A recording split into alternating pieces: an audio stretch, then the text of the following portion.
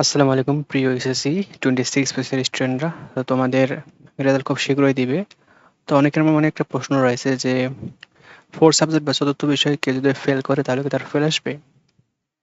তো এখানে বলা আছে এসএসসি পরীক্ষায় চতুর্থ বিষয় বা অপশনাল সাবজেক্টে ফেল করলে কি পুরো রেজাল্ট ফেল আসবে? এটা নিয়ে তোমার প্রশ্ন আছে। আর নাকি রেজাল্ট পাস হিসেবে আসবে? অর্থাৎ তুমি যদি 4 সাবজেক্টে ফেল করো তাহলে তোমার ফেল আসবে নাকি তোমার রেজাল্ট পাস আসবে এই নিয়ে বলা হয়েছে। তো এখানে চতুর্থ বিষয় যেকোনো কিছু হতে পারে, যেমন হায়ার ম্যাথ অনেকে নিতে পারে, অনেকে বায়োলজি নাও, অনেকে সাধারণ বিজ্ঞান নাও, অনেকে কৃষি নাও বা ইকোনমিক্স নাও, অনেকে ফাইন্যান্স নাও। তো অনেকের মনে প্রশ্ন যে 4 সাবজেক্টে ফেল করলে কি ফেল আসবে নাকি পাস করলে বা এ প্লাস পেলে ভালো রেজাল্ট আসবে? এই নিয়ে আজকের এই ভিডিওতে থাকতে বিস্তারিত আলোচনা। তো ভিডিওটি শেষ পর্যন্ত দেখো। তো এখানে বলা হয়েছে চতুর্থ বিষয়ে ফেল করলে রেজাল্ট কি হবে? তো চতুর্থ বিষয়ে বা অপশনাল সাবজেক্ট হওয়ায় এখানে ফেল করলে সাধারণত পুরো পরীক্ষায় রেজাল্ট ফেল হয় না। অর্থাৎ তুমি যদি ফোর্থ সাবজেক্টে ফেল করো তাহলে তোমার পুরো পরীক্ষায় ফেল আসবে না। তবে মূল বা আবশ্যিক কোনো বিষয় ফেল করলে রেজাল্ট ফেল আসবে, অর্থাৎ যেসব তোমাদের মূল বিষয়। তো মূল বিষয় কি কি? যেমন বাংলা, ইংরেজি, গণিত, তারপরে বিজ্ঞান, ইতিহাস অথবা সায়েন্সের ফিজিক্স, কেমিস্ট্রি, বায়োলজি।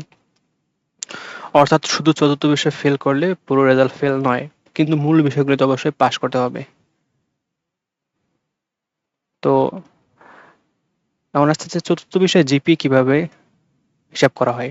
দেখো, চতুর্থ বিষয়ে জিপিএ সরাসরি পুরো জিপিএ এর হিসেবে যোগ হয় না। অর্থাৎ প্রচলিত হিসাব অনুযায়ী চতুর্থ বিষয়ে জিপিএ থেকে 2 পয়েন্ট বাদ দিয়ে অতিরিক্ত অংশ জিপিএ তে যোগ হয়। অর্থাৎ তুমি যদি 4 সাবজেক্টে এ প্লাস পাও, সেখানে 5 পয়েন্ট থাকবে।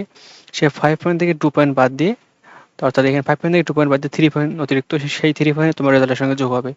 কেউ যদি 4 সাবজেক্টে 4 পয়েন্ট পায় তাহলে তার 2 পয়েন্ট বাদ গিয়ে 2 পয়েন্ট যোগ হবে। তো তাই চতুর্থ বিষয়ে ভালো ফলাফল করলে জিপিএ বাড়তে বা জিপিএ বাড়াতে সাহায্য করতে পারে। এখন চতুর্থ বিষয়ে কিভাবে জিপিএ বাড়াতে সাহায্য করে আমরা এই বিষয়ে আলোচনা করব। তো দেখো, ধরো তোমার মূল বিষয়গুলোর মধ্যে কোনো বিষয়ে তোমার জিপিএ কম হয়েছে।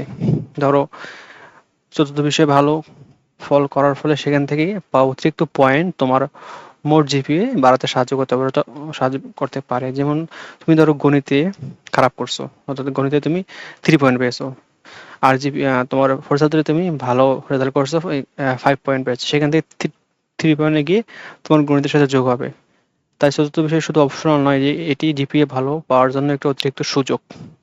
বিশেষ করে জিপিএ 5 পাওয়ার ক্ষেত্রে চতুর্থ বিষয় গুরুত্বপূর্ণ ভূমিকা রাখতে পারে।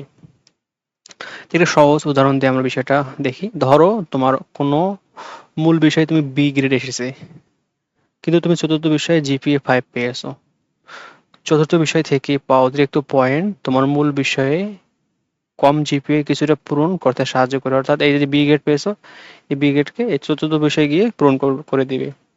ফলে ভালো ফলাফল হিসাব করলে তোমার ওভারঅল জিপিএ আগের তুলনায় বৃদ্ধি পেতে পারে। অর্থাৎ আগের তুলনায় জিপিএতে, অর্থাৎ ফোর্থ সাবজেক্টে ভালো করার ফলে তোমার ফলাফল বেড়ে গেছে।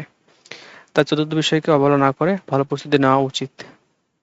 তো শেষ কথা কি?